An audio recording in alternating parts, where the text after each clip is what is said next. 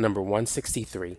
The distance between the Sun and the Earth is 93 million miles. Which of the following represents this value in scientific notation?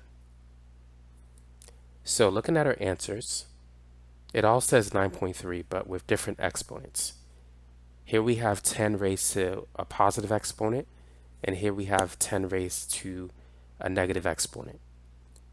Something that you want to keep in mind when dealing with scientific notation is that large numbers tend to have positive exponents.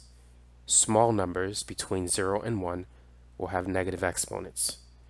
This is not a small number, so we can eliminate answer choice C and D. So we're between A and B. To get the answer, we need to move the decimal point all the way between the first two digits, the 9 and the 3. So let's count the spaces. 1, 2, 3, 4, 5, 6, 7. That means that 93 million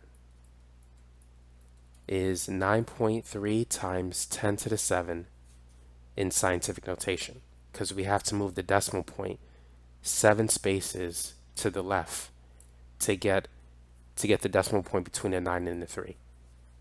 So the correct answer is going to be B. 9.3 times 10 to the negative 7. To get that, you would have to move the decimal 7 units to the left. So that would be 0.0000097.